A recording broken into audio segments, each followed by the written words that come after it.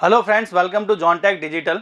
जैसा कि आपको मालूम है, एसएससी 2022 के पेपर में अभी अराउंड 30 डेज रह गए हैं और इस पैनिक वाले माहौल में बच्चे जो तैयारी कर रहे हैं, जो काफ़ी टाइम से प्रिपरेशन कर रहे हैं या फिर हाल ही में उन्होंने प्रिपरेशन करना स्टार्ट किया है, उन सभी स्टूडेंट्स के लिए एक पैनिक माहौल हो रहा है।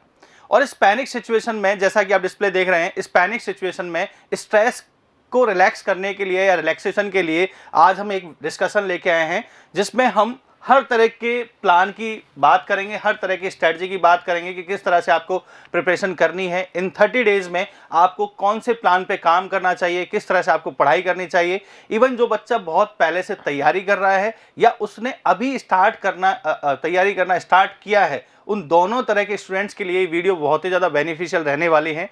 और आज के इस वीडियो सेशन में मेरे साथ रहेंगे आप सभी के चहेते mister Ram sir. So welcome sir. Thank you sir. जैसे कि आपने सही कहा है, ये एक ऐसा दौर है जहाँ पे हर स्टूडेंट अभी ऐसा सोच रहा होगा कि किस तरह से तैयारी करें। आप चाहे किसी भी स्टूडेंट की बात कर लीजिए जिसकी तैयारी बहुत अच्छी है, इवन कई सारे स्टूडेंट जो पिछले 6 महीने से साल भर से कंटिन्यू स्टडी कर रहे हैं, वो भी इस दौर में अपने आप को डिप्रेस्ड फील कर रहे होंगे। और एक सर, जैसे हम कभी स्टूडेंट तो हम भी इस चीज़ को फील करते थे कि हाँ, ये एक नेचुरल चीज़ है, नेचुरल फिनोमेना है, आपको परेशान होने की नीड नहीं है। इवन आप एग्जाम के आखिरी मोमेंट तक आपको ये लगेगा कि आपकी तैयारी सही नहीं है, आपको लगेगा, माइंड ध्यान रखना, फोकस करना इस चीज़ पे, आपको लगेगा, बट एक्चुअल में ऐसा होता नहीं है। एक्चुअल में सर क्या, तो हमारी तैयारी तो होती है, बट स्टूडेंट उस मोमेंट पे ऐसा रहता है कि वो चीज़ों को उस तरह से देखता है कि आपको पूरा टेक्निकल एक साथ पढ़ना है, आपको नॉन टेक एक साथ पढ़ना है, इतना सारा बर्डन आपको लेके चलना है कि तकरीबन 20 पेपर आपको सारे लेके चलना है, नॉन टेक प्लस टेक्निकल दोनों के लेके। तो स्टूडेंट कहीं ना कहीं इस तरह के माहौल में ऐसा फील करता है कि मैं टेक्निकल पढ़ रहा हूँ तो नॉन टेक भूल रहा हूँ, नॉन टेक पढ़ रहा हूँ तो टेक्निकल भूल रहा हूँ। और दूसरी बात ये कि जैसे वो टेस्ट सीरीज लगाता है, तो टेस्ट सीरीज इवन क्या हर बच्चा लगाता है, लेकिन टेस्ट सीरीज में उसको कहीं ना कहीं ऐसा फील होता है कि मेरे मार्क्स नहीं आ रहे हैं, क्योंकि बच्चा इस भागम भाड़, जो जिस तरह से माहौल है भागम भाड़ का, इसमें बच्चा सिर्फ एक ही चीज चाहता है कि मेरे किसी प्रकार से नंबर आ जाए, मुझे कुछ आए ना आए पर मेरा नंबर आ जाए। ये पॉसिबल नहीं है, ये सेल्फ सेटिस्फैक्ट्री है। और बेसिकली क्या होता है कि एग्जाम के टाइम पे ये ऑब्वियस सी बात है कि आपका माइंड जो है ब्लैंक आउट हो जाएगा माइंड में, और सब कुछ ऐसा लगेगा आपको कि भूल चुके हैं। बार बार यही कोशिश करते रहें कि मैंने जो पढ़ा है उसको याद करें। बट एक बेसिक नीड मेरे समझ में आती है सर, जैसे आप कोई क्वेश्चन देखते हैं तो ऑटोमेटिकली जो आपने पढ़ा है, आपके जो सबकॉन्शियस माइंड में जो भी कुछ सोल्यूशन है उसका, वो ऑटोमेटिकली उस टाइम पे आ जाएगा, रिकॉल हो जाता है। तो उसके लिए पैनिक नहीं करना है, उसके लिए स्ट्रेस नहीं लेना है कि मैं सब कुछ भूल चुका हूं। तो कुछ ऐसी टिप्स के साथ में आज हम इस डिस्कशन को आगे बिल्कुल बढ़ाएंगे। तो सर, मेरा पहला क्वेश्चन ये है कि बच्चों को किस तरह से प्रिपरेशन करनी चाहिए और उनकी स्ट्रेटजी प्लान क्या रहना चाहिए? देखिए सर, मैं सबसे पहले यहाँ पे कुछ डिस्कस करना चाहूंगा, जैसे कि स्लाइड पे दिखा हुआ भी, यहाँ पे देखिए, यहाँ पे कुछ लिखा हुआ है कि क्वेश्चन अटेम्प्ट टेक्निक, कि आपको क्वेश्चन किस तरह से अटेम्प्ट करना है। एक तो हम इस पे डिस्कस करेंगे अभी, उसके साथ हम डिस्कस करेंगे what to do, how to do, क्या करें और कैसे करें। और उससे भी बड़ा इंपॉर्टेंट चीज हम जो यहाँ डिस्कस करने वाले हैं सर, कि क्या नहीं करें, व्हाट टू डोंट, क्या नहीं करना आपको। इन 30 दिनों में आपको कौन सी चीजें नहीं करनी है ताकि आप अपने सिलेक्शन को अश्योर कर पाए। इन 30 दिनों में आपको कौन सी चीजें करनी है कि आप अपने सिलेक्शन को अश्योर कर पाएं, और कैसे करनी है कि आप अपने सिलेक्शन के करीब पहुंच पाएं, ये हम डिस्कस करेंगे। और यहां देखेंगे हम कि एक बच्चा जो अपनी तैयारी को बहुत अच्छे से बूस्ट कर चुका है और एक बच्चा जो अब तैयारी करेगा, दोनों की अप्रोच क्या रहनी चाहिए पढ़ाई की, वो भी हम यहाँ पे डिस्कस करने वाले हैं सर। एग्जैक्टली। देखिए सर, आपने बहुत अच्छा पॉइंट बोला कि अभी तक आप जो कर रहे थे वो एग्जाम फाइट करने के लिए, प्रिपरेशन करने के लिए जो पूरा प्लान तैयार करके बैठे थे, उसके मुताबिक आप काम कर रहे थे। लेकिन ऐसी भी कुछ बातें हैं जो आपको नहीं करनी है। बहुत सारे डिस्ट्रैक्शंस ऐसे होंगे इस टाइम में जो आपको परेशान करेंगे, आपकी प्रिपरेशन को रोकने की कोशिश करेंगे। जो आप अच्छे से प्रिपेयर कर रहे हैं उन सब में आपके बीच में एक प्रॉब्लम क्रिएट करेंगे। तो ये बहुत अच्छा पॉइंट बोला सर ने कि आपको क्या नहीं करना है। बिल्कुल सर। तो मेरा सबसे पहला क्वेश्चन यही है सर, एग्जाम अप्रोच, जिसमें इजी, मीडियम और हार्ड, ये इस तरह के कुछ पॉइंट लिखे हुए हैं, तो थोड़ा सा इनको एक्सप्लेन कीजिए कि बच्चा किस तरह से पेपर को अटेम्प्ट करे। जी सर, देखिए मैं इसको थोड़ा एक्सप्लेन कर देता हूँ यहाँ बच्चों। देखिए यहाँ पर आपको 3 चीज नजर आ रही होगी यहाँ पे। एक आपको नजर आ रहा होगा कि इजी है और पेपर मीडियम हार्ड है, या फिर जो आपका है ये मीडियम कैसा है। यहाँ अगर बात करें बच्चों, देखिए एक चीज आपको समझनी पड़ेगी कि जो एसएससी जेई जो एग्जाम है वो किस तरह का एग्जाम है, आप ध्यान से समझना। अगर एसएससी जेई की मैं बात करूं यहाँ पे, तो एसएससी जेई जो एग्जाम है वो आपका 200 मार्क्स का होता है सर। 200 मार्क्स में आपको टाइम जो देता है वो 120 मिनट होते हैं, ठीक है सर। इन 200 मार्क्स के लिए आपको 120 मिनट, और 200 मार्क्स मतलब आपको यहाँ पे सर 200 क्वेश्चंस हो गए सर। ये एक बड़ा फैक्टर है, बहुत इंपॉर्टेंट फैक्टर है जिसको बच्चे समझ नहीं पाते हैं। और इसको समझे बिना आप एग्जाम क्रैक कर नहीं सकते। लोगों को लगता है कि मैं एसएससी जेईई के एग्जाम क्रैक करता हूं तो मैं गेट के क्वेश्चन लगा लेता हूं, मैं ईएस के क्वेश्चन लगा लेता हूं, मैं जितने भी दुनिया भर के क्वेश्चन सारे लगा लेता हूं। एक्चुअली वो अप्रोच थोड़ी सी आपकी गलत होती है। गलत इसलिए होती है, देखिए मैं आपको समझाता हूं, विद प्रूफ आपको समझाता हूं। अगर बात करें यहाँ एसएससी जेईई में 200 क्वेश्चन के लिए आपको 120 मिनट, यानी 120 मिनट में आपका यहाँ पे जो अटेम्प्ट होना है वो 200 क्वेश्चन का अटेम्प्ट होना है। अब अगर मैं इसका एवरेज निकालूं तो यहाँ पे एक क्वेश्चन के लिए जो आपको टाइम मिलता है वो केवल और केवल 35 मिनट 35 सेकंड मिलता है सर, ओनली 35 सेकंड मिलता है सर। अब आप सोचिए सर, क्या एसएससी आपका लॉजिक टेस्ट करना चाहता है? नहीं, पॉसिबल ही नहीं बेटा। 35 सेकंड में आपको क्वेश्चन पढ़ना भी है, क्वेश्चन को एनालाइज भी करना है, उसका सॉल्यूशन भी फाइंड आउट करना है और सॉल्यूशन टिक भी करना है। यानी यहां पर आपके पास एसएससी सिर्फ एक ही चीज चाहता है आपसे, और वो है आपके पास स्पीड। अगर आपके पास स्पीड है तो ये एग्जाम आप क्रैक कर सकते हैं, अदरवाइज इस एग्जाम आपको डेफिनेटली कहीं ना कहीं दिक्कत आएगी। बिल्कुल। और बच्चे क्या करते हैं सर, ऐसे टाइम पे गेट की तैयारी जो क्वेश्चन है उनका रिवीजन करते हैं या फिर उनकी वो तैयारी करते हैं कि हमें तो क्वेश्चन करने से मतलब है। सर गेट की अप्रोच अलग है, एसएससी की अप्रोच अलग है। 3 आवर्स में वहां पे 180 मिनट में आपको सिर्फ 65 क्वेश्चन करने होते हैं, जैसे सर ने बताया। ईएस की अप्रोच अलग है। आपको यहां पर समझना पड़ेगा, जो हमारी हेडिंग है वो ये है कि आपको समझना पड़ेगा कि एग्जाम की अप्रोच क्या है, एग्जाम आपसे मांग क्या रहा है। एग्जाम एसएससी आपसे यहां पे सिर्फ और सिर्फ मांगता है स्पीड, कि आप शुरू से ही स्पीड मेंटेन करके चलें। तो सर मेरे हिसाब से अगर मैं यहां पे एग्जाम अप्रोच की बात करूं तो एग्जाम जो रहता है वो इजी रहता है सर। और उस एग्जाम में कुछ क्वेश्चन आपके क्या रहते हैं, थोड़े से मीडियम लेवल के रहते हैं, और वहां पर बच्चा मीडियम लेवल के क्वेश्चन को अटेम्प्ट करने में ही कहीं ना कहीं अटकता है, कहीं ना कहीं उसको लगता है कि हाँ यहाँ मेरा सिलेक्शन थोड़ा सा दूर जा रहा है। और वही चीज हम आज डिस्कस करने वाले हैं सर। बेसिकली क्या होता है कि जैसे आपने सर ने बताया था कि ये जो पेपर है ये बेसिकली स्पीड को चेक करता है। अब देखो यहाँ पर जितने भी तरह के क्वेश्चन आ रहे हैं, इजी, मीडियम और हार्ड, सबका वेटेज बराबर। बिल्कुल सर, सबका वेटेज बराबर, तो हमें तो स्कोर करना है। सबसे पहले हम अटेम्प्ट करें, कहने का मतलब ये है कि सबसे पहले हम उन क्वेश्चंस को अटेम्प्ट करें जो बहुत इजी है, आपके पढ़ते ही आंसर टिक हो रहे हैं तो उन पे आप जाएं। जबरदस्ती किसी न्यूमेरिकल में उलझने की जरूरत नहीं है। कई बार एग्जामिनर आपका माइंड मेकअप भी चेक करता है कि आप क्या इस तरह के क्वेश्चन में उलझ जाएंगे और आपका टाइम वेस्ट कर देंगे। Exactly sir. तो यहाँ पर 10 क्वेश्चन भी अगर उसने ऐसे डाले हैं और आप उन 10 क्वेश्चन के चक्कर में 50 क्वेश्चन का टाइम खराब करते हैं तो आप बहुत से स्टूडेंट्स के पीछे रह जाएंगे। अब मेरे हिसाब से सर इसमें एक और इम्पोर्टेंट पॉइंट ये है कि सिलेबस को एनालाइज करना जरूरी है। Syllabus pattern. तो जो नेक्स्ट जो मेरा कंसर्न है वो सिलेबस को लेके है, तो आप सिलेबस पे थोड़ा गाइड कीजिए बच्चों को, सिलेबस के लिए क्या करना चाहिए और क्या क्या नहीं करना चाहिए। देखिए बेटा, एक बहुत बड़ा पॉइंट है, इवन अगर एसएससी जेईई 30 दिन में आपको क्रैक करना है तो सिलेबस एक बहुत बड़ा पॉइंट है। सिलेबस के साथ साथ यहाँ पर आपको पैटर्न समझना पड़ेगा कि एसएससी जेईई का पैटर्न क्या है। सिलेबस में मैं बाद में आऊंगा, थोड़ा सा मैं पैटर्न को डिस्कस कर लेता हूँ सर यहाँ पे कि एसएससी जेईई का पैटर्न क्या है। अगर हम बात करें पैटर्न की, वैसे बच्चों को पता है, बट जो चीजें मैं बता रहा हूँ वो बच्चों को शायद ना पता हो। पैटर्न अगर बात की जाए तो यहाँ पर एसएससी जेईई का पैटर्न जो है वो 2 तरह से होता है। एक आपका होता है टेक्निकल सेक्शन और एक होता है हमारे पास non tech section.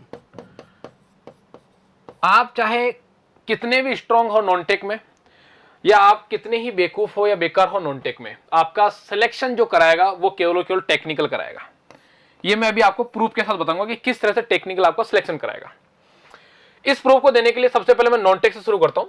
Non tech में अगर बात की जाए तो नॉन टेक हमारा सेक्शन कुछ इस तरह से जाता है कि 50 मार्क्स की सर जीके आती है। जीके एंड जीएस का पोर्शन जो है वो 50 मार्क्स का रहता है। वहीं अगर बात की जाए तो यहां पर जो आपका दूसरा सेक्शन रहता है 50 मार्क्स का, वो 50 मार्क्स का सेक्शन आपका रीजनिंग रहता है सर। रीजनिंग जो है आपका 50 मार्क्स का रीजनिंग रहता है। अब अगर यहां जीके जीएस की बात की जाए तो 50 मार्क्स के जीके जीएस में देखिए सर, अभी हम आगे डिस्कस भी करेंगे, हम अभी वेटेज डिस्कस करेंगे कितना वेटेज रहता है। लेकिन 50 मार्क्स के जीके जीएस में अगर मैं यहाँ पे मोटे मोटे तौर पे देखूं तो सबसे पहले मेरे को मिलता है सर करंट अफेयर। कुछ क्वेश्चन सर आपके यहाँ पे करंट अफेयर्स के आएंगे।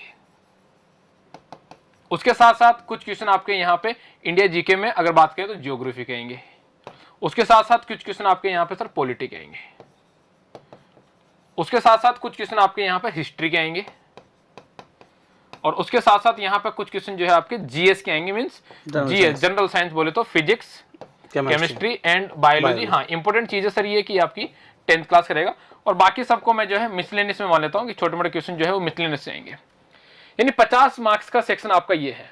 इसमें अगर बात की जाए यहाँ पे तो यहाँ पर एक सेक्शन आपका ऐसा है जो 10th क्लास का है, पूरा का पूरा थ्योरली 10th क्लास का। यानी कि हर बच्चा 10th क्लास पढ़ के आया, हर बच्चा बहुत इंटेलिजेंट है उसको भी 10th क्लास आती है, बहुत बिल्कुल बेवकूफ है उसको भी 10th क्लास आती है। हर बच्चा जिसकी पढ़ाई अच्छी है, जिसकी नहीं है, उसको 10th क्लास आती है। यानी यहाँ पे अगर बात की जाए, यहाँ पर अगर मान लीजिए वेटेज जो है 20 मार्क्स का है, एक बहुत इंटेलिजेंट बच्चा 20 में से 20 ले आएगा सर। और बहुत लोअर कैटेगरी का बच्चा जो है यहाँ पे, जिसकी पढ़ाई अच्छी नहीं है, वो यहाँ पर 15 मार्क्स ले आएगा। इससे ज्यादा मुझे लगता नहीं कि डिफरेंस क्रिएट कर पाएगा कोई भी। यानी नॉन टेक में डिफरेंस क्रिएट करना थोड़ा मुश्किल है। क्यों? क्योंकि करंट अफेयर हो सकता है कोई टीवी देखते हुए उस चीजों को सुन ले और कोई नहीं सुन पाए। यहाँ पे ज्योग्राफी की बात करें तो किसी का ज्योग्राफी थोड़ा बहुत नॉलेज अच्छा है कि ठीक है, नाइबरी कंट्रीज कौन कौन सी है, कौन सबसे मैक्सिमम है, कौन सबसे मिनिमम है, कौन ज्यादा है, कौन कम है, कौन लॉन्गेस्ट है, कौन शॉर्टेस्ट है, ये कोई सुन ले, कोई नहीं सुन पाए। पॉलिटी की अगर बात की जाए तो पॉलिटी होता है किसी का इंटरेस्ट हो पॉलिटी में, तो चीजें विधानसभा, संसद की या राष्ट्रपति या फिर प्रधानमंत्री जो भी है, चीजें सारी सारी उसको नॉलेज पहले से ही हो, या किसी ने राजस्थान की जीके पढ़ रखी हो, या फिर किसी ने एमपी की या यूपी की या बिहार की जीके पढ़ रखी हो, बिहार की पॉलिटी पढ़ रखी हो, उसके साथ साथ तो इंडिया की पॉलिटिक्स ने कवर कर ली हो। तो यहाँ पर आपकी अगर बात की जाए तो इस वाले फील्ड में एक बहुत अच्छा या बहुत एवरेज बच्चा जो यहाँ पर रेंज कवर करेगा, वो रेंज मेरे हिसाब से सर 25 to 35 रेंज होगी। यानी एक एवरेज बच्चा जो मिनिमम से मिनिमम बच्चा है, जिसकी मेहनत कम है, वो यहां पर अपने एफर्ट लगा के 25 मार्क्स तक ले आएगा। एक इंटेलिजेंट बच्चा जिसका ये सब्जेक्ट सारे फेवरेट है, वो यहां पर अपने एफर्ट लगाएगा 35 या 40 मार्क्स तक ले आएगा। इट मींस जीके जीएस में आप सिर्फ 10 नंबर का मैक्सिमम से मैक्सिमम डिफरेंस क्रिएट कर सकते हैं, इससे ज्यादा क्रिएट नहीं कर पाएंगे। चाहे आप बहुत अच्छे हो, चाहे आप अच्छे नहीं हो, और 10 नंबर के डिफरेंस से आपका सिलेक्शन रुकेगा नहीं, आपकी रैंक पीछे हो सकती है, रुकेगा नहीं, यहां पे ध्यान रखिएगा। लेकिन अगर रीजनिंग की बात की जाए तो सर देखिए, इंजीनियर्स की रीजनिंग हमेशा अच्छी होती है, उसमें कोई डाउट नहीं है। इंजीनियर्स जो होते हैं वो रीजनिंग में अच्छे होते हैं और होने भी चाहिए, तभी इंजीनियर्स है, अदरवाइज इंजीनियर्स किस बात के हुए फिर वो। अगर यहाँ पे बात की जाए रीजनिंग की, तो रीजनिंग 50 में से आप इजीली आराम से 40 प्लस जो सिलेक्शन जो मार्क्स है वो इजीली आराम से लेंगे। चाहे वो बच्चा बहुत अच्छा इंटेलिजेंट बच्चा हो तो 45 चला जाएगा, बहुत लोअर कैटेगरी का जिसकी पढ़ाई ज्यादा नहीं हुई है या तैयारी ज्यादा नहीं हुई है, फिर ऐसा बच्चा जो अब तैयारी शुरू करेगा, इन 30 दिन में अगर कोई बच्चा पढ़ेगा तो यहाँ पर 45 और मैक्सिमम रेंज जो है आपकी 45 प्लस। यानी यहाँ पे जो बच्चा पहले पढ़ाई कर रहा होगा और जो बच्चा अब पढ़ाई करेगा, मैक्सिमम से मैक्सिमम 5 नंबर का डिफरेंस क्रिएट कर पाएगा। अगेन 5 नंबर का डिफरेंस, वापस वही बात, ज्यादा नहीं होता है। तो यहां पर ये मैंने आपको प्रूफ के साथ बताया है कि नॉन टेक सेक्शन आपके लिए डेफिनेटली जरूरी है, बट एक इंटेलिजेंट बच्चा और एक नॉट इंटेलिजेंट बच्चा, यहां पे अगर बात की जाए तो आपके 40 प्लस 25, यानी यहां पे अगर 65 नंबर तो एवरेज बच्चे सब लेके आएंगे। और मैक्सिमम अगर बात की जाए यहां पे तो 70 मार्क्स तक के जो नंबर है वो आपके आ सकते हैं, या 80 मान लो इसको, 80 तक चले जाएंगे मैक्सिमम, जो कि 80 बहुत बड़ा स्कोर है। यानी 15 नंबर से ज्यादा डिफरेंस क्रिएट नॉन टेक में नहीं हो सकता। तो नॉन टेक डेफिनेटली आपके लिए इंपॉर्टेंट है, बट नॉन टेक में आप इतना समय देकर भी, आप बहुत अच्छा तल्लीनता से समय देकर भी, मेरे हिसाब से आप केवल 15 मार्क्स का डिफरेंस क्रिएट कर सकते हैं सर। इससे ज्यादा डिफरेंस नॉन टेक सेक्शन में क्रिएट करना पॉसिबल नहीं है, क्योंकि नॉन टेक का वेटेज भी उतना ही है जितना टेक्निकल का है। नॉन टेक अगर बात की जाए यहाँ पे तो 100 मार्क्स की है, और टेक्निकल अगर बात की जाए तो यहाँ पर अगेन वही 100 मार्क्स की है। यानी टेक और नॉन टेक के बेसिस पर आप ज्यादा यहाँ पर डिफरेंस क्रिएट कर सकते हैं, लेकिन केवल नॉन टेक के बेसिस पर आपके लिए डिफरेंस क्रिएट करना इतना आसान नहीं है यहाँ पे। दूसरी बात करते हैं कि अब बात करते हैं टेक्निकल सेक्शन की। अगेन टेक्निकल सेक्शन की बात कर लेते हैं। टेक्निकल सेक्शन में एक बच्चा है जो बिल्कुल बहुत बिलो एवरेज है या फिर एवरेज है, और एक बच्चा है जिसकी तैयारी पिछले साल भर से चल रही है। यहां पे अगर बात की जाए तो एक बच्चा है जो इंटेलिजेंट है और एक बच्चा है जो बिलो एवरेज है। बिलो एवरेज बच्चा जिसको टेक्निकल में ज्यादा इंटरेस्ट नहीं है, वो यहाँ पर तकरीबन 40-35 के आसपास नंबर लेके आ जाएगा। क्यों? अभी अप्रोच बताएंगे आपको किस तरह से आपकी एग्जाम अप्रोच होनी चाहिए।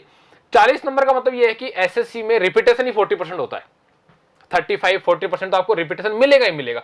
यानी अगर कोई बच्चा एसएससी जेईई प्रीवियस ईयर के सारे पेपर्स भी लगा के चला जाए तो वहां पर भी इजीली वो 40 मार्क्स तो वहां से ले आएगा। यानी एक बिलो एवरेज बच्चा जो है कुछ तुक्के लगा के या फिर जो आपके प्रीवियस ईयर के पेपर अटेम्प्ट करके 40-45 के आसपास मार्क्स आराम से ले आएगा। लेकिन अगर इंटेलिजेंट बच्चे की बात की जाए, जिसका टेक्निकल अच्छा है, जो पिछले 5-6 महीने से लगातार कोचिंग कर रहा है, टेक्निकली तैयारी कर रहा है, अच्छे से टेस्ट सीरीज लगा रहा है, रेगुलर स्टडी कर रहा है, नोट्स को प्रॉपर फॉलो कर रहा है, वो यहां पर इजीली आराम से सर इस एग्जाम में आराम से 75 to 85 आराम से लेके आएगा सर, आराम से। अब अगेन सर यहां बात की जाए तो आप बताइए डिफरेंस कहां क्रिएट हुआ, टेक्निकल में कि नॉन टेक में?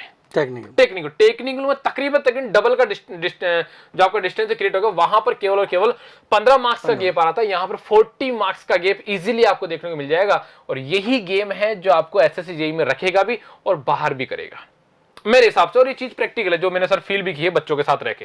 कहने का मतलब यह है कि अगर इस ओवरऑल डिस्कशन का समरी देखें तो सर ने जो बताया है देखो बेसिकली यहाँ 50 मार्क्स या 50 क्वेश्चंस आ रहे हैं जीके से, और इसका अगर हम सिलेबस देखें तो इतना ब्रॉड सिलेबस है, ठीक है। वहीं इसमें हम ज़्यादा डिफरेंस भी क्रिएट नहीं कर पा रहे हैं। जो आपका बच्चा जो बहुत पहले से तैयारी कर रहा है और जो अभी स्टार्ट करेगा, उनके बीच में ज़्यादा मार्क्स का डिफरेंस भी नहीं आ रहा है। तो ऐसा नहीं है कि इस पर फोकस नहीं करना है, फोकस आपको हर एक पॉइंट पे करना है, बहुत अच्छे से पढ़ना है, बट जो डिफरेंस है स्कोर, अब हमारा कंसर्न क्या है कि हमें किस तरह से और लोगों से आगे निकलना है। तो स्कोरिंग जो है वो स्कोरिंग सर के अकॉर्डिंग, या मतलब पूरी इंटायर टीम ऑफ जॉनटेक के अकॉर्डिंग अगर देखें, हम इसका एनालिसिस देखें, तो यहाँ पर जो आपको स्कोर नजर आ रहा है या डिफरेंस नजर आ रहा है स्कोर में, वो कहाँ से मिल रहा है? हमको टेक्निकल से मिल रहा है। जो बिलो एवरेज बच्चा है वो बेसिकली अभी क्या करेगा? जिसने अभी पढ़ाई नहीं की है, अपना प्रिपरेशन नहीं किया है, वो 30 दिनों में केवल जो प्रीवियस ईयर पेपर्स हैं उनको डिस्कस करेगा, और प्रीवियस ईयर पेपर्स से वो ऑलमोस्ट कहाँ तक पहुँच सकता है? 40 क्वेश्चन तक। कैसे कि यहाँ जो रिपीटेशन है वो इतने ज़्यादा हैं, 40% तक रिपीटेशन है तो वहाँ तक पहुँच सकता है। लेकिन जो बच्चा लगातार प्रिपेयर कर रहा है वो 80-85 इतने तक पहुँच सकता है। तो यहाँ पर आप एक मेजर डिफरेंस क्रिएट कर सकते हैं। उसी के साथ साथ अगर हम देखें तो सर मेरा जो नेक्स्ट कंसर्न है वो ये है कि एग्जाम में जो आपके प्रीवियस ईयर पेपर्स हैं या जो प्रैक्टिस सेट्स हैं वो क्या मायने रखते हैं, उनको किस तरह से डील करना चाहिए? किस तरह से डील किया जाए, ये सर आपने बहुत सही सवाल किया कि आखिर हम इनको पढ़े कैसे, किस तरह से रखें, प्रीवियस ईयर पेपर हमारे लिए कैसे हेल्प करते हैं, हमें इसको अप्रोच को किस तरह से यूज करना चाहिए, कैसे यूज नहीं करना चाहिए। देखिए हम अभी यहाँ पर एनालिसिस भी करेंगे सर के साथ मिलकर। अभी मैं देखूंगा सर सिविल, मैकेनिकल और इलेक्ट्रिकल तीनों ब्रांचेस का मैंने पूरा एनालिसिस आपके सामने लेके आऊँ। वो एनालिसिस आपको बताऊंगा कि कौन सा सब्जेक्ट का क्या वेटेज है। लेकिन उससे पहले मैं कुछ डिस्कस करना चाह रहा हूँ यहाँ पे कि अगर मैं प्रीवियस ईयर पेपर को डिस्कस भी करूँ या फिर अगर टेक्निकल और नॉन टेक की बात भी करूँ तो कौन सी चीज मुझे कहाँ से और किस तरह पढ़नी चाहिए, वो इंपॉर्टेंट है। सबसे पहले बात करते हैं हम टेक्निकल की यहाँ पर, क्योंकि टेक्निकल अपने आप में इंपॉर्टेंट है। तो सबसे पहले बात करते हैं टेक्निकल सेक्शन की। अगर टेक्निकल सेक्शन की बात की जाए तो आपको कहां से पढ़ना चाहिए? सबसे पहले आपको सर शुरुआत करनी चाहिए मेरे हिसाब से, according to me, class notes. यानी आपके पास खुद के क्लास नोट्स, चाहे आप ऑनलाइन क्लास के स्टूडेंट है चाहे ऑफलाइन के स्टूडेंट है, आपके खुद के hand written class notes should be must, होने ही होने चाहिए। अब अगर आपके पास वो नहीं है तो आपको बनाने की नीड नहीं है, आप किसी बच्चे से फोटोकॉपी लेके उनसे प्रेफर कर सकते हैं, क्योंकि अब बनाने का वक्त नहीं है। क्लास नोट्स आपके पास होने चाहिए, खासतौर पर ऐसी क्लास नोट्स होने चाहिए जो स्पेसिफिक आपको एसएससी जेईई की तैयारी कराए। आप गेट के क्लास नोट से पढ़ना चाहेंगे तो वो आपके लिए फ्रूटफुल नहीं होंगे। आपको यूपीएससी के क्लास नोट से नहीं पढ़ना है, आपको एसएससी के क्लास नोट से पढ़ना है। जो लेवल एसएससी का रहता है उसी लेवल के नोट्स आपके पास होने चाहिए इस एक महीने में, तो आपके लिए वो फ्रूटफुल, अदरवाइज फ्रूटफुल नहीं है। जिन बच्चों के पास क्लास नोट्स हैं उन बच्चों को क्लास नोट्स को ज्यादा तवज्जो नहीं देनी है।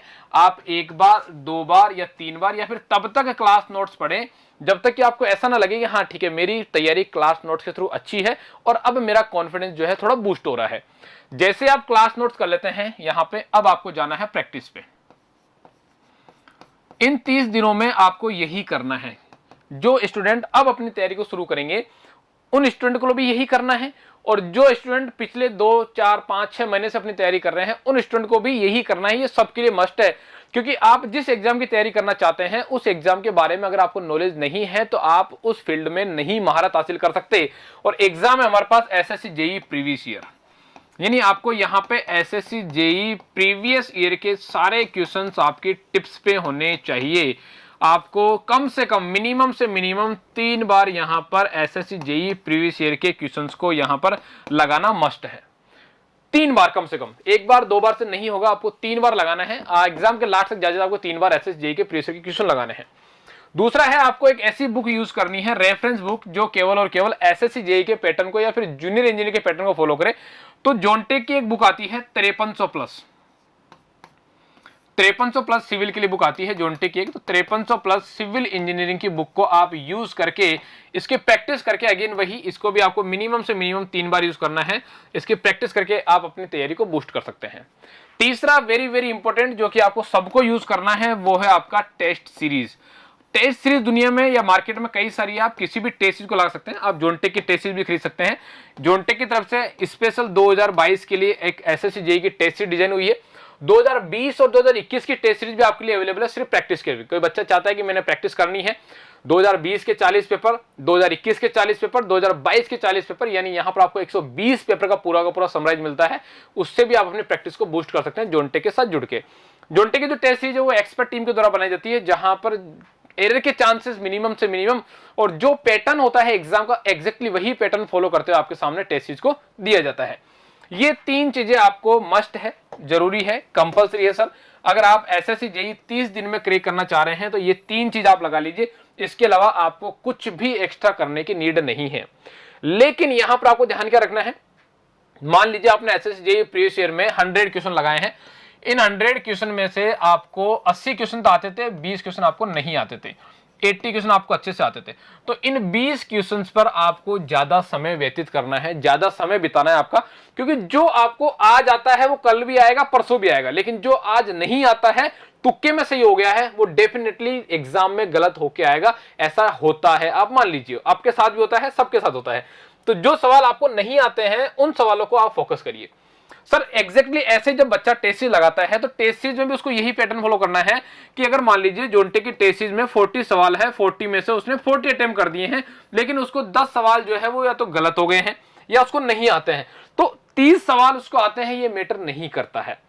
आपके 30 मार्क्स आए हैं, ये मैटर नहीं करता है। मैं तो कहूं 40 में से आपके 39 मार्क्स आए, ये भी मैटर नहीं करता। मैटर करता है कि वो 1 मार्क्स क्यों नहीं आपके पास आ पाया, वो 1 नंबर आपकी झोली में क्यों नहीं मिला, आपकी पॉकेट में क्यों नहीं मिला।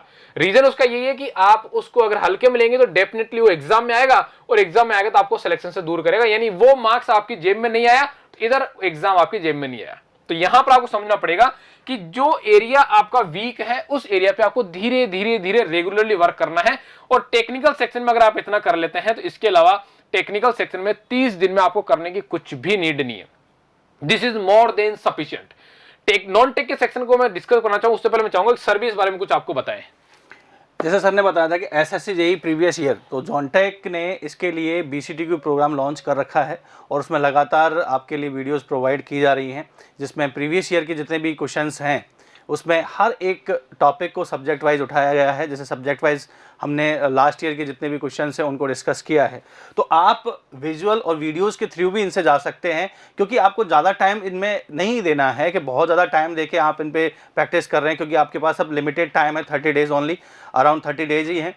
तो इस हिसाब से आपको हर टाइम में, जैसे आप गाने सुनते हैं वैसे ही, जैसे आप एंटरटेन करते हैं तो आप हेडफोन लगा के, ईयरफोन लगा के आप उन वीडियोस को सुन रहे हैं बस, तो उनसे क्या रहेगा, आपके दिमाग में एक बिल्कुल ये जो भी क्वेश्चन आपके दिमाग में आएगा, जैसे आपने सुना तो वो सेट हो जाएगा, उसका आंसर भी सेट हो जाएगा। और फॉर्चुनेटली अगर वो आपके एग्जाम में आता है तो कहीं ना कहीं वो स्ट्राइक करेगा कि ऐसा कुछ उसका आंसर मैंने सुना है, पढ़ा था। तो इसके लिए आपके पास पहली बात तो यहाँ पर कुछ पेपर्स हैं, बुक्स हैं और वीडियोज भी अवेलेबल हैं जॉनटेक के यूट्यूब चैनल पे।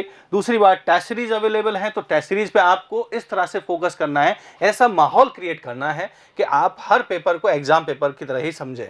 जितना लॉयल्टी आप अपने खुद के साथ रखेंगे कि आप ईमानदारी से पेपर दे रहे हैं, आपके ईमानदारी से आपके जो नंबर्स जितने आपके आ रहे हैं उनको एग्जाम कर रहे हैं, उनको एनालाइज कर रहे हैं कि मैं कहाँ गलती कर रहा हूँ, कौन से टॉपिक में मेरे वीकनेस है, कौन से टॉपिक में मेरे थोड़ा स्ट्रॉन्ग है, वो सारे पॉइंट्स को आप आइडेंटिफाई कर रहे हैं लॉयल्टी से।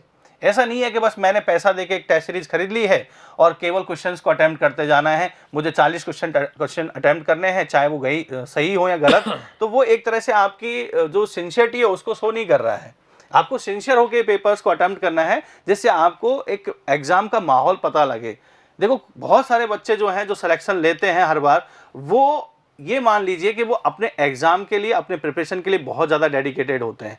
वो अपनी प्रिपरेशन को इस तरह से करते हैं कि जिस दिन से वो पेन उठाते हैं उस दिन से उस एग्जाम के प्रेशर को फील करते हैं कि लास्ट मोमेंट में वो प्रेशर हमें बहुत ज़्यादा कॉम्प्लिकेटेड ना लगे, बहुत ज़्यादा स्ट्रेसफुल ना लगे, इसलिए वो हर पेपर को बहुत अच्छे तरीके से अटेम्प्ट करते हैं। इसके साथ में एक पॉइंट और है सर कि इनका सब्जेक्ट वाइज वेटेज क्या है, तो उस पर एक बार डिस्कशन कर लेते हैं।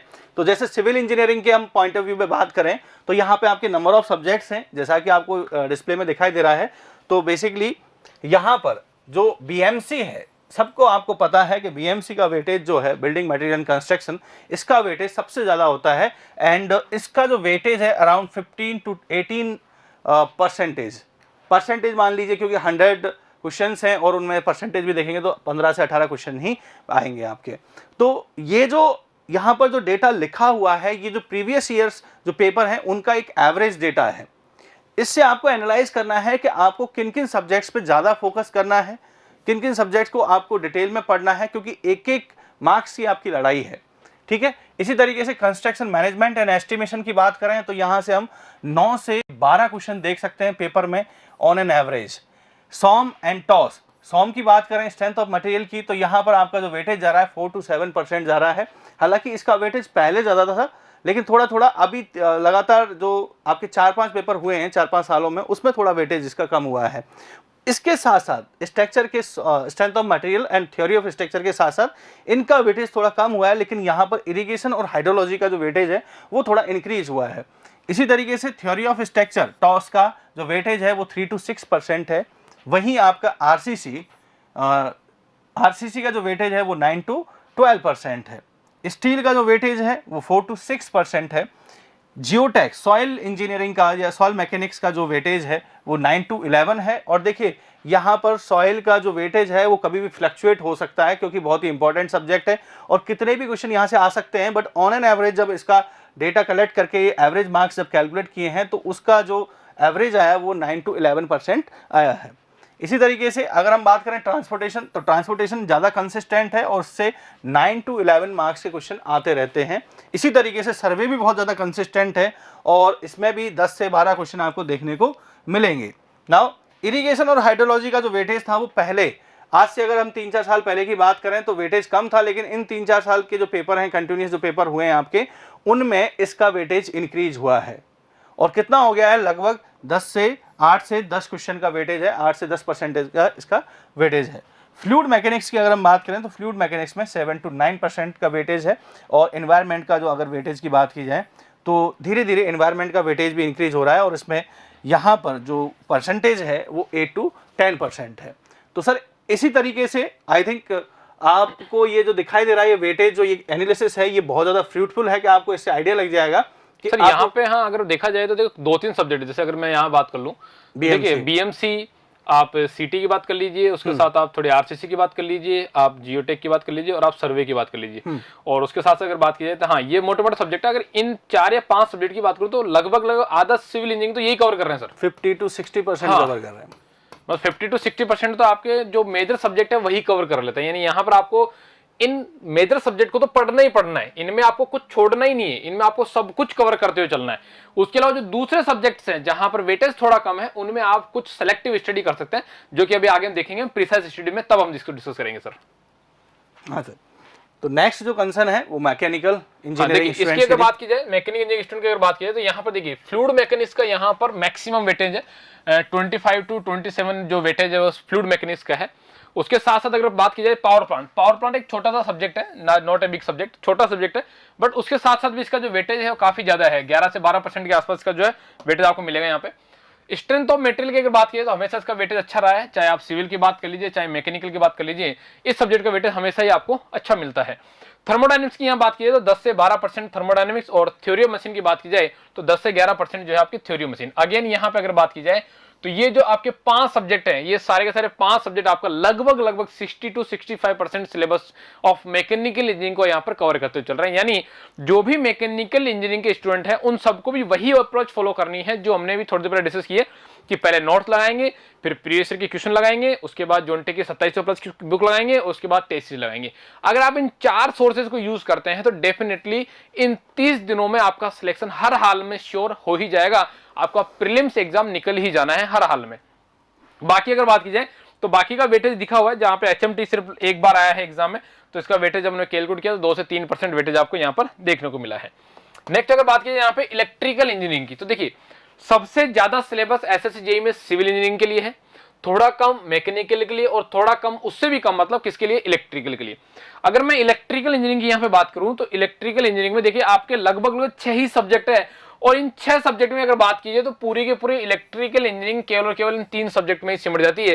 यानी यहाँ पर लगभग 70% इलेक्ट्रिकल इंजीनियरिंग का जो वेटेज है वो इलेक्ट्रिकल सर्किट, मशीन और मेजरमेंट में है, बाकी बचे हुए पोर्शन जो है वो आपका इस तरह से रहता है यहाँ पे। तो ये हमने पूरा का पूरा यहाँ पे वेटेज की बात की कि कौन से एग्जाम में कौन से सब्जेक्ट का क्या वेटेज रहा है। हमने यहाँ पे डिस्कस किया कि आपको इन 30 दिनों में क्या पढ़ना है, क्या करना है, हमने डिस्कस किया। अभी हमने डिस्कस नहीं किया है कि आपको क्या नहीं करना है। करना क्या क्या है मैं एक बार रिपीट कर देता हूं। आपको सबसे पहले क्लास नोट्स फॉलो करने हैं, उसके बाद आपको एसएससी जेईई प्रीवियस ईयर के क्वेश्चन पेपर फॉलो करने हैं। अगर आप यूट्यूब से फॉलो करना चाहते हैं तो जोंटे के BCTU की सीरीज आपके लिए अवेलेबल है। अगर आप अपनी नोट्स या किसी बुक से फॉलो करना चाहते हो तो अपनी नोट्स या बुक से फॉलो कर सकते हैं। उसके साथ साथ आपको जोंटे की 5311 ये 5300 की जो बुक है 5300 वाली, वो बुक सिविल इंजीनियरिंग वालों के लिए है, प्लस 2700 की जो बुक है वो मैकेनिकल वालों के लिए, चाहे डिप्लोमा स्टूडेंट हो चाहे डिग्री स्टूडेंट हो, उनके लिए बुक अवेलेबल है। और इसी प्रकार से इलेक्ट्रिकल इंजीनियरिंग वालों के लिए भी जोंटे की तरफ से स्टडी मटेरियल अवेलेबल है। तो ये चीजें आपको फॉलो करना है। और साथ में सबसे वेरी सबसे ज्यादा इंपॉर्टेंट वो है आपकी टेस्ट सीरीज। टेस्ट सीरीज आपको हर हाल में लगानी है। रोज आपको मिनिमम से मिनिमम 1 या 2 टेस्ट तो हर हाल में देना है। टेस्ट आप ये सोच के मत दीजिए कि मुझे नंबर लेने हैं, आप नंबर खुद भी मत देखिए, कोई दिक्कत नहीं है, लेकिन सही और गलत क्वेश्चन के चुनाव में गलत क्वेश्चन को सही करने की जो प्रक्रिया है वो आपको पता होनी चाहिए कि हाँ कौन सा क्वेश्चन मुझसे गलत हुआ है, यहाँ क्या गलती हुई है। अगर एग्जाम में आता है तो डेफिनेटली क्वेश्चन में गलत नहीं करूंगा। इन चीजों को आपको सजेस्ट करना पड़ेगा, अपने आप को चीजों को बूस्ट करना पड़ेगा, तब जाके इन 30 दिनों में सर बच्चे जो है सिलेक्शन के करीब पहुंच पाएंगे इस अप्रोच को फॉलो करते हुए।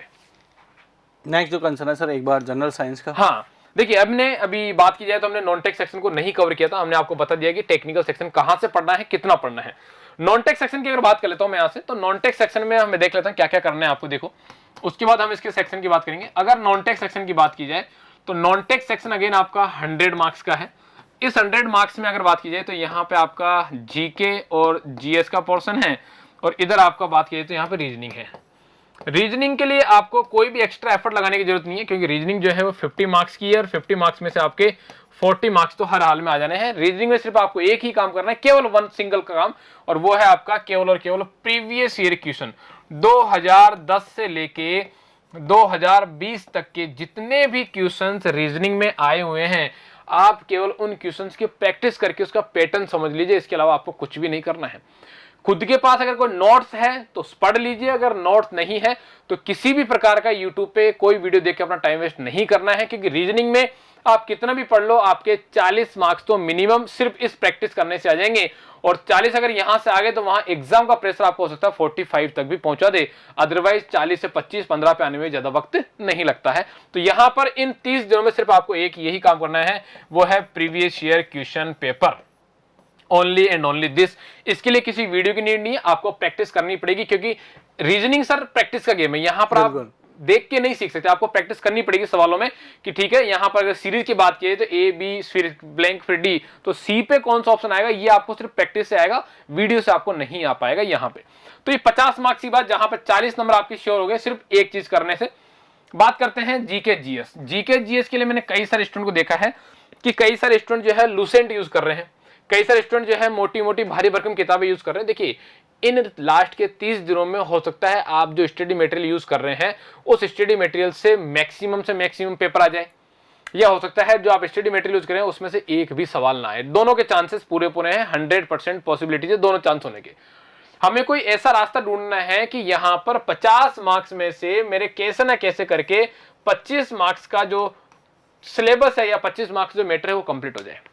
इसका सिर्फ एक ही तरीका हो सकता है, वो है आपका अगेन यहाँ पे एसएससी के जितने भी एग्जाम होते हैं, जैसे एसएससी जेईई होता है, एसएससी एमटीएस होता है, एसएससी सीजीएल होता है, एसएससी कांस्टेबल होता है, एसएससी एसआई होता है, जितने भी एग्जाम आपके पास एसएससी के होते हैं उन सब एग्जाम में सर नॉन टेक के क्वेश्चंस यही सिलेबस कवर करते आते हैं। 10वीं क्लास का जीएस, आपके साथ इंडिया का थोड़ा सा जीके जिसमें हिस्ट्री, ज्योग्राफी, पॉलिटी, इकोनॉमिक्स और करंट अफेयर होता है, सब जगह पर आपका सिर्फ करंट अफेयर को छोड़कर आप केवल और केवल ये प्रीवियस ईयर क्वेश्चन पेपर अगर लगा लेते हैं, मार्केट से आपको कोई ऐसी बुक लेनी है जो यहां पर इन सभी सेक्शन को कवर करे, मतलब एक ही बुक में आपको इन सभी एग्जाम के नॉन टेक के प्रीवियस ईयर के क्वेश्चन मिलने चाहिए। इनको यूज करके आप इजीली यहां पर 25 से 20 मार्क्स आराम से लेंगे और यहां पर 50 में से 40 मार्क्स आराम से लेंगे। इसका मतलब ये हुआ कि जो हमारा सेक्शन है नॉन टेक का 100 का सेक्शन, इस 100 के सेक्शन में आप इजीली इन 30 दिनों में आप 60 मार्क्स के आसपास बच्चा आराम से ले आएगा सर। बहुत अच्छा स्कोर होता है सर ये। और सर मतलब इतने कम समय में आपको सिर्फ 2 चीज पढ़नी है सर मेरे हिसाब से, इसमें कोई इश्यू नहीं है कि बच्चा ना पढ़े। हाँ, फिर भी कुछ बच्चे हैं सर जो बहुत मतलब इन चीजों को भरोसा ना करके लुसेंट पढ़ेंगे या फिर भारी भरकम चीजें पढ़ेंगे, तो आप उनके लिए क्या क्या गाइड देना चाहते हैं सर बच्चों को? किताबें पढ़ने का टाइम अब नहीं है, बेसिक अब प्रैक्टिस का टाइम रह गया है। तो जैसा सर ने बताया है, और ये बहुत अच्छा कंसर्न है, बहुत अच्छा कंसेप्ट भी है कोई बोर्ड जब एग्जाम करा रहा है तो वो, क्योंकि नॉन टेक तो सब में आता है और नॉन टेक सब में आता है, चाहे वो जेई हो, एमटीएस हो, सीजीएल हो, जितने भी तरह के वो एग्जाम कंडक्ट करा रहा है कोई भी बोर्ड, तो उसके पास एक कन्फाइंड सिलेबस है। अगर हम नॉर्मल बात करें तो हमें इंडिया जीके के लिए ज्योग्राफी, पॉलिटी, हिस्ट्री, इनके लिए बहुत बड़ी बड़ी बुक्स पढ़नी पड़ेंगी, तो इतना टाइम हमारे पास है नहीं, तो हमें कन्फाइंड रहना है। और इसके लिए सर ने जो तरीका बताया, कंसेप्ट बताया, वो बहुत ही वेल डिफाइंड है। और इसमें आपको जितने भी तरह के एग्जाम्स होते हैं, इन सारे एग्जाम्स के जो प्रीवियस ईयर क्वेश्चंस हैं उनको आपको अटेम्प्ट करना है, उनको आपको रिवाइज करना है, अच्छे से याद रखना है। और जितने भी टेस्ट सीरीज आप दे रहे हैं वो भी बहुत इंपॉर्टेंट है, तो उनमें भी कुछ आपका जीके कवर होगा, नॉन टेक पोर्शन कवर होगा, तो ये I think more than sufficient है इन 30 दिनों के लिए, और आप एक अच्छा स्कोर कर लेंगे। और जैसा 50 में से सर ने बताया था कि आप 40 क्वेश्चन जो हैं, और इंजीनियरिंग स्टूडेंट हैं तो रीजनिंग बेसिकली आपकी बहुत अच्छी होनी चाहिए, नो डाउट।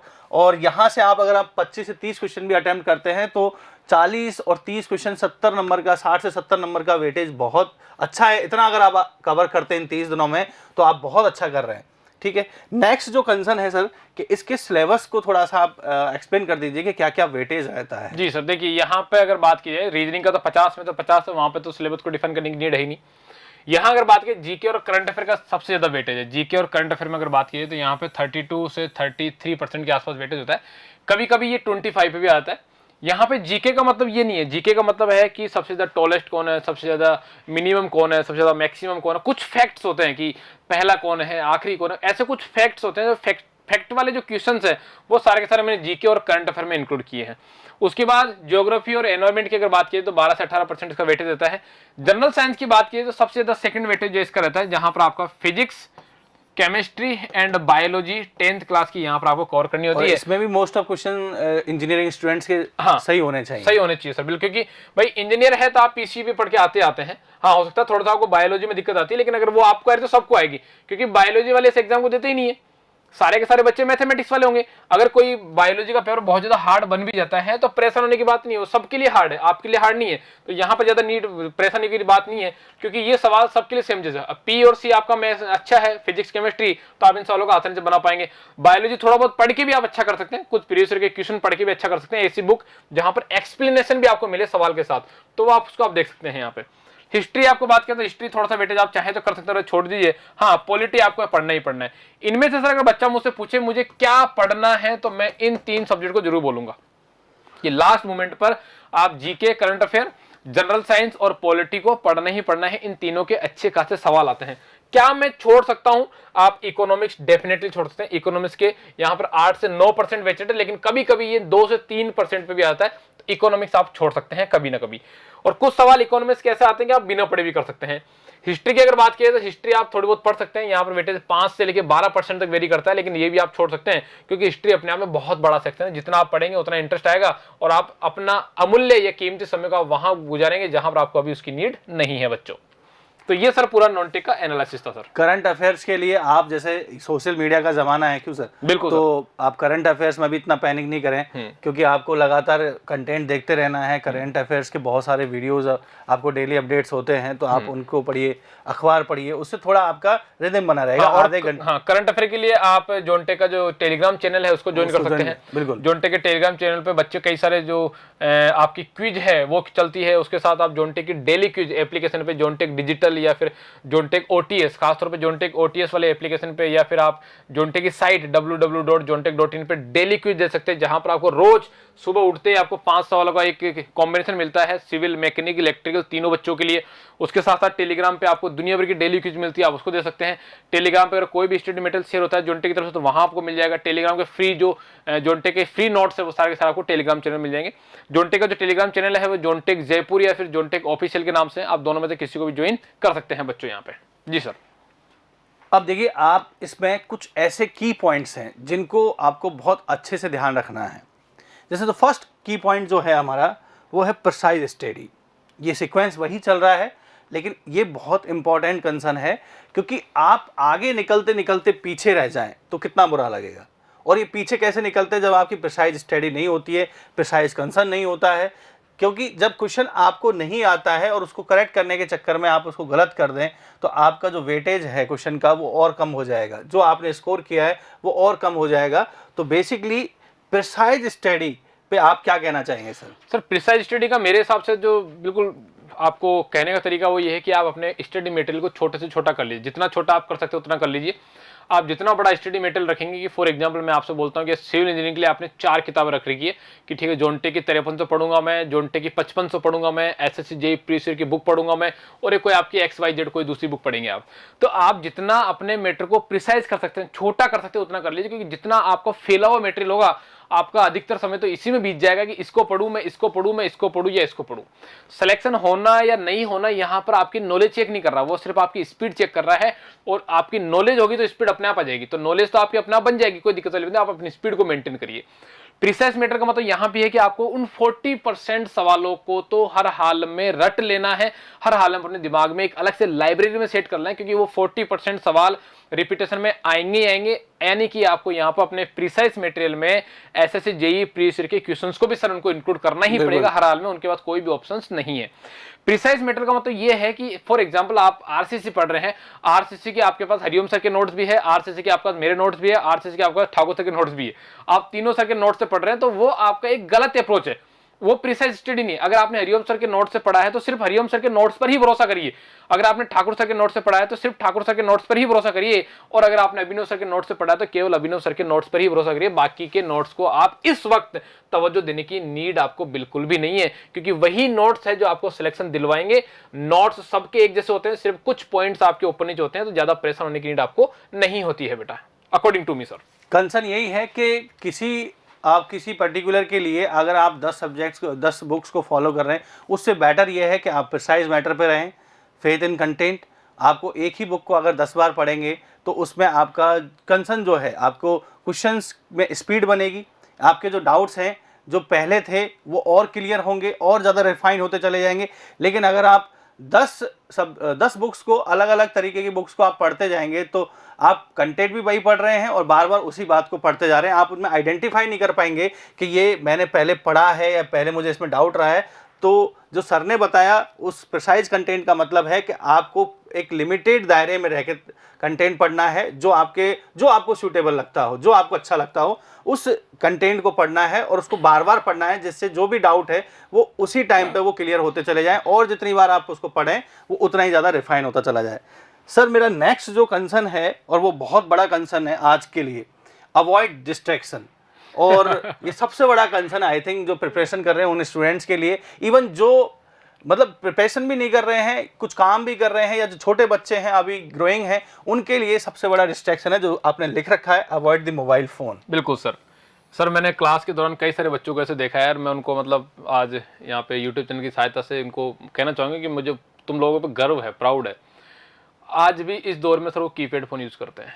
हाँ। और कीपैड फ़ोन सिर्फ इसलिए यूज़ करते हैं कि सर वार्तालाप करना कई बार घर पे जरूरी होता है, जरूरी है, बाकी वो हर प्रकार के सोशल मीडिया से लगे। और मैं उन बच्चों को सलाह देना चाहूँगा जो हर बात पे यूट्यूब खोल लेते हैं, हर बात पे इंस्टाग्राम खोल के कुछ रील्स देखते हैं, अपना अमूल्य और बहुमूल्य समय व्यतीत खराब करते हैं।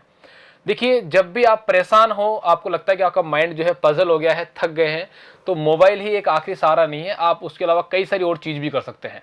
अगर मोबाइल में भी आपको लगता है तो अपने मन को इतना सुदृढ़ करिए कि आप मोबाइल में भी जाकर यूट्यूब पे जाके जोंटे के चैनल पे जाके BCT की सीरीज खोल के 2 वीडियो ज़्यादा देख लें, तो आप कहेंगे कि आपने इस डिस्ट्रैक्शन को बदल दिया है अपने अट्रैक्शन में, और वो अट्रैक्शन आपको ले जाएगा सफलता की तरफ। अदरवाइज मैक्सिमम बच्चों का जो डिस्ट्रैक्शन वो ऐसा है कि 1 घंटा पढ़ा नहीं कि उधर से टिक करके मोबाइल बोलेगा, उतने में मोबाइल उठाया, मैसेज आया, उधर से हाय आया, आपकी पूरी दुनिया खत्म, उस दिन का पूरा पढ़ाई खत्म, अब कल पढ़ेंगे, कल से अगेन यही होगा। बिल्कुल यही होगा, डेफिनेटली यही होता है। यह सबसे बड़ी बात है कि आपके दोस्त का फोन आएगा आपके पास, क्या कर रहा है, कुछ नहीं पढ़ रहा हूं, आजा बाहर मिलते हैं। अब वो बाहर मिल रहा है कि उसका एग्जाम कब है, जुलाई में है, वो बाहर मिल सकता है, तुम्हारा एग्जाम कब है, हो सकता है एग्जाम भी ना हो सकता है वो बिजनेस करता हो, उसको मतलब ही नहीं तुम्हारी पढ़ाई से, वो नहीं समझेगा ना आपकी बात को। आपका एग्जाम अगले महीने है, 30 दिन बाद एग्जाम है, एक ऐसा समय जो आपके जीवन को सही दिशा देगा, उस समय को आपने ऐसे बंदे को दे दिया, ऐसी बंदी को दे दिया जो किसी लायक नहीं है। मतलब आपका समय आपका बहुमूल्य, अगर आपने अपना समय किसी को दे दिया तो आप किसी लायक नहीं, खुद भी किसी लायक नहीं रहेंगे आप। तो डेफिनेटली इन डिस्ट्रैक्शंस को आपको हर हाल में अवॉइड करना पड़ेगा, क्योंकि यही डिस्ट्रैक्शन है सर जो आपको इन 30 दिनों में या तो सिलेक्शन की तरफ ले जाएंगे या सिलेक्शन की तरफ हटा देंगे सर, मेरे हिसाब से तो ये, इससे ज्यादा कुछ नहीं कहूंगा बच्चों को मैं। परिणाम के लिए तप करना जरूरी है, और यही आपका तप है कि आपको डिस्ट्रैक्शन से दूर रहना है, आपको त्याग करना है। चाहे आपके घर में इन 30 दिनों में कोई शादी है, आपके मित्र का कोई फंक्शन है या कुछ भी हो, आपको ये सब कुछ छोड़ने पड़ेंगे इन 30 दिनों के लिए, क्योंकि ये 30 दिन आपके लिए बहुत ही ज़्यादा हाई टाइम है, पीक टाइम है। और इसमें जितना ज़्यादा टाइम आप वेस्ट करेंगे उतना ही ज़्यादा और जो स्टूडेंट्स हैं आपसे आगे निकलते चले जाएंगे। इसी कड़ी में नेक्स्ट जो हमारा कंसर्न है और वो है स्टडी विथ स्पेस। सर देखिए, ये थोड़ा सा बहुत इंपॉर्टेंट पॉइंट हो भी सकता है, नहीं भी हो सकता है। मैं जैसे लास्ट के 30 दिनों में बात करना चाहूँगा। अभी जैसे लेट सपोज मैं पढ़ रहा हूँ, मैं पिछले 6 महीने से तैयारी कर रहा हूँ मान लीजिए, और पिछले 5 महीने में 1 महीने हरिओम सर के घर जाके पढ़ा, अगले 1 महीने में अभिनव सर के घर जाके पढ़ा, 1 महीने में जॉन टिंग में पढ़ लिया, 1 महीने में ठाकुर सर के जाके घर पढ़ लिया। तो ये मेरे लिए इतना दुखदायक नहीं है जितना अब ये दुखदायक बन जाएगा। क्यों? क्योंकि जब मैं हरिओम सर के घर जाके पढ़ा तो हो सकता है मैं वहाँ पे आरसीसी, सोइल या कोई 2 स्पेसिफिक सब्जेक्ट पढ़े, और उस दिन मेरा अपना स्टेटमेंट वापस समेट के मेरे पास लिया। उस टाइम मैंने कंसेप्ट बनाए, नोट्स बनाए, चीज़ों को पढ़ा। अब आखिरी 30 दिनों में आपको एक भी चीज़ अगर मिस होती है, फॉर एग्जाम्पल आपके स्ट्रेंथ और मटेरियल के नोट्स खो गए, आपके खुद के लिखे हुए, उसकी पीडीएफ आपको मिल जाएगी, लेकिन आपके दिमाग में वो एक पिंच चला गया कि मेरे नोट्स खो गए, अब मैं उस तरह से इस सब्जेक्ट को नहीं पढ़ सकता जिस तरह से पढ़ता था। दूसरा ये कि हमें हमेशा आदत होती है सर, मेरे हिसाब से मैं जैसा फील करता हूँ कि हमें जिस कोने में नींद आती है उसी कोने में नींद आती है। बिल्कुल। इवन हम कोना बदले तो दिक्कत आती है। तो पढ़ाई को लेकर मेरा यही मानना है कि आप अगले 30 दिनों में 2 चीजों का ध्यान रखें, अपनी जगह और बॉडी क्लॉक। जगह और बॉडी क्लॉक का मतलब है अगले 30 दिनों में अगर आप 2 बजे तक पढ़ते हैं तो 2 बजे तक पढ़ें, और अगर 6 बजे उठते हैं तो 6 बजे ही उठे। ये नहीं कि कभी 6 उठ रहे हैं, कभी 10 उठ रहे हैं, कभी 11 उठ रहे हैं। आप अपनी बॉडी की जो बायोलॉजिकल क्लॉक है उसको इस तरह से सेट करें कि उसको आदत हो जाए कि हाँ अब जागना है, अब सोना है, अब पढ़ना है। कोशिश करें दिन के अधिकतर से अधिकतर समय में आप पढ़ाई से जुड़े रहें। क्यों? क्योंकि आपका एग्जाम दिन में होगा। 30 दिन आप पूरे दिन सो रहे हैं और आप सोच रहे हैं कि एग्जाम के लास्ट दिन में जाके दिन में आप बहुत अच्छी एनर्जी से बिल्कुल अपने आप को कॉन्फिडेंस रख के एग्जाम निकाल पाएंगे, नहीं निकलेगा। बॉडी क्लॉक हमेशा आपको धोखा देगी, और ये हमेशा देती है, क्योंकि बॉडी क्लॉक आपकी डिजाइन इसी तरह से हुई है। तो आपका स्पेस और time very very important. Space, जिस जगह पर आप बैठ के पढ़ते हैं उसी जगह पर अपने कॉपी, किताब सब कुछ रखें, वो जगह आज से फिक्स कर ले। लाइब्रेरी में अगर कहीं जाते हैं तो लाइब्रेरी का कोना फिक्स कर ले, रूम में अगर पढ़ते हैं तो रूम का कोना फिक्स कर ले। तो ये है आपका यहाँ पर कि स्टडी स्पेस बहुत इंपॉर्टेंट है, एक इनडायरेक्ट फैक्टर है मेरे हिसाब से, बट बहुत इंपॉर्टेंट है बच्चे की पढ़ाई के लिए।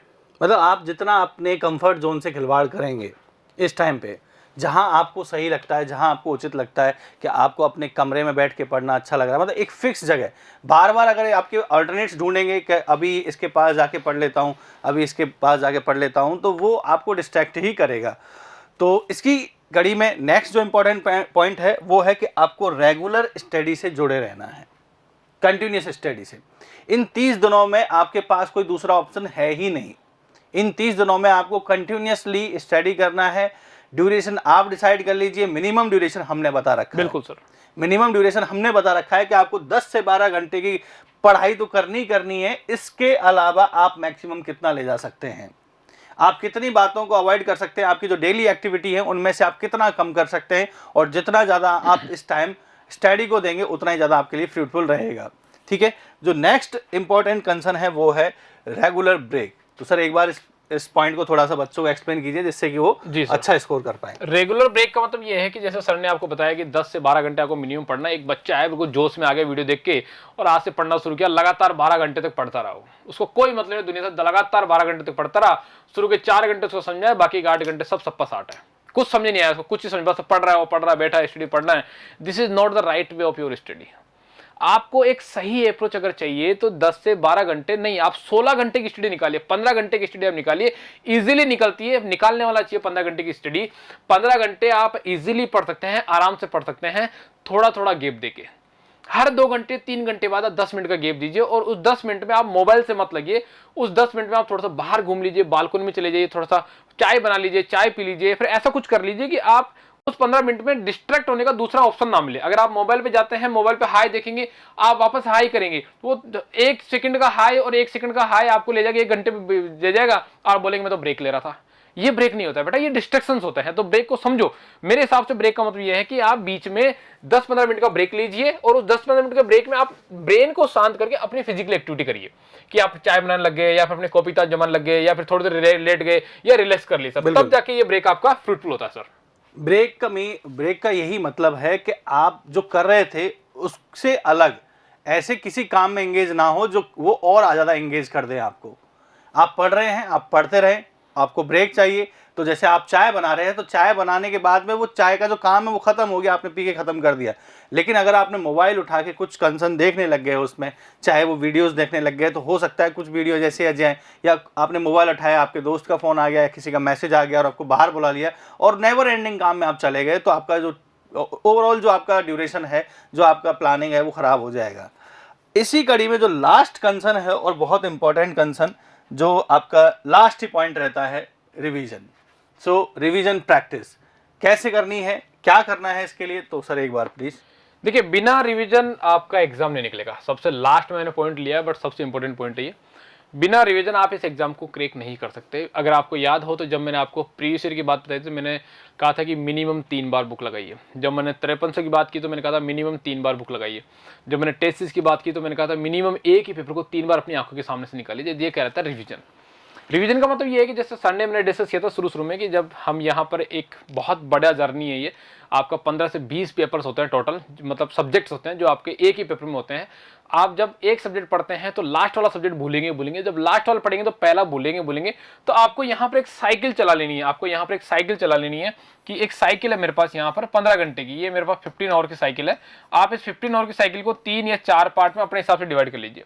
एक वो सब्जेक्ट पढ़िए जो सबसे ज्यादा टफ है, या आपको जो टफ लगता है, नॉट मैं सब्जेक्ट का नाम नहीं लिख रहा हूँ, बच्चों को जो टफ लगता है। फॉर एग्जाम्पल मेरे को स्ट्रेंथोमेट्री टफ लगता है, तो मैंने यहाँ पर स्ट्रेंथोमेट्री मेरे को इंक्लूड करना ही करना है, क्योंकि टफ है अभी ये।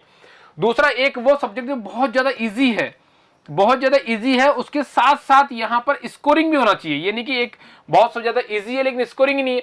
आपको मजा आ रहा है हिस्ट्री पढ़ने में, स्कोरिंग नहीं है, 4 नंबर का हिस्ट्री आएगा, क्या कर लोगे पढ़ के? पॉलिटी है, मजा आ रहा है पढ़ने में, इजी है, आराम से हो रहा है, तो आप क्या रखिए, आप पॉलिटी रखिए। और लास्ट वाला सेक्शन रखिए आपकी टेस्ट सीरीज के लिए। टेस्ट सीरीज मतलब आप ये मान के रिवीजन है, test series is the type of revision only. तो आपको इस तरह से सर्किल बनाना है कि आपका 15 दिन के अंदर लगभग एक सिलेबस पूरी बार कवर हो जाए और अगले 15 दिन में वही सिलेबस पूरा बार कवर हो जाए। तो अगले 30 दिन में किसी एक सब्जेक्ट को 3 बार कवर नहीं करना है हमको पूरे के पूरे सिलेबस को कम से कम मिनिमम से मिनिमम 2 या 3 बार तो कवर करना ही करना है। और ये है सर रिवीजन की पावर, और ऐसे ही रिवीजन जब बच्चे करेंगे तब जाके चीजें पॉसिबल होगी सर। तो guys this is all about this video session, और आई होप कि इसमें आपको इतना कुछ देखने को मिला होगा, इतना कुछ सीखने को मिला होगा, जिससे इन 30 दिनों में आप अपने स्कोर को बहुत ज़्यादा इम्प्रूव कर सकते हैं। दूसरी बात, जो सर के गाइडेंस में सर ने जितने भी पॉइंट यहाँ मेंशन किए हैं, आई होप कि ये सारे पॉइंट्स जो हैं आपके एक स्ट्रेटजी के प्लान होंगे। सर ने जो भी आपको कंटेंट के बारे में बताया, जो भी आपको वीडियोस के बारे में बताया कि आपको कहाँ कहाँ से कौन कौन सा कंटेंट पढ़ना चाहिए, कौन कौन सी बुक्स को फॉलो करना चाहिए, इन सारी बातों पे आप ध्यान रखते हुए आपकी प्रिपरेशन को बूस्ट करते जाएंगे। और लास्ट में सर आपसे मैं यही कहूँगा कि 2 वर्ड्स ऐसे बोलें जो ये अच्छे से अपना जो सिलेक्शन है उसको इंश्योर कर सके। देखिए, लास्ट में मैं यही कहना चाहूँगा कि ज़्यादा पैनिक मत होइए, खुश रहिए। आप खुश रहेंगे जितना अच्छा पढ़ पाएंगे, टेंशन लेके नहीं पढ़ पाएंगे कि चाचा ने फ़ोन कर दिया, चाचा ने बोला कि तेरा तो नहीं होगा, बस तुमने अपने आप को दिलो दिमाग पे ले लिया। तो आपको 3 चीज़ें ध्यान रखनी है, मेंटली, फिजिकली और इमोशनली। तीनों में इन चीज़ों को अपने आप को स्ट्रॉन्ग रखना है। फिजिकली आप फिट रहेंगे तो मेंटली और इमोशनल की बात कर सकता हूँ मैं। मेंटली आप जब फिट रहेंगे तो इमोशनल की बात कर सकता हूँ मैं। मेंटली फिट रहने का मतलब ये है कि कोई आके बोल दिया क्या पढ़ता रहता है पूरे दिन भर, तो आपको मन में सवाल आना चाहिए कि नहीं मुझे पढ़ना है, तो वो कह रहा था आपका मेंटल फिजिकल। वहां अगर बात की जाए इमोशनल, आपके चाचा ने फोन कर दिया बेटा तेरा इस बार हो तो जाएगा ना, घर पे पैसों की बहुत ज्यादा नीड है, अगर तू इस बार जॉब नहीं लगा तो हम सब मर जाएंगे। तो ये है आपका इमोशनल बैलेंस, कि इन चीजों को आपको दिल पे ना लेते हुए आपको सिर्फ ये ध्यान रखना है हाँ किसी ने मुझे कुछ कहा था, तो ये फिजिकल, मेंटल और इमोशनल बैलेंस ही है जो आपको इस जर्नी में अगले 30 दिन तक बनाए रखना है। उसके साथ साथ अगर आपको इस जर्नी में जोनटेक से किसी भी प्रकार की कोई भी हेल्प होती है, आपको कोई भी सहायता चाहिए, आपको किसी भी चीज की गाइडेंस चाहिए, आपको कोई भी अदर एक्स्ट्रा प्रोग्राम लॉन्च करवाना है, या फिर आपको किसी प्रकार का ऐसा कोई भी स्टेप जो आपको इस जर्नी में आपकी हेल्प कर सके, आप कमेंट बॉक्स में करके लिखिएगा, कमेंट में लिखिएगा, सर को बताइएगा, मुझे बताइएगा, या फिर हमारी एंटायर टीम में से किसी को बताइएगा। डेफिनेटली हमारी टीम उस पर काम करेगी, आगे बढ़ेगी और आपके साथ हमेशा जिस तरह से हम आपके सपोर्ट में रहे हैं आगे भी उसी तरह से आपके सपोर्ट में रहेंगे। बस हमारा एक ही उद्देश्य है कि जोनटेक है तो मुमकिन है, इसको बस मुमकिन बनाना है, आपके सिलेक्शन को मुमकिन बनाना है, आपकी सफलता में अपना योगदान देते चले जाना है। धन्यवाद। ठीक है, थैंक यू बच्चों।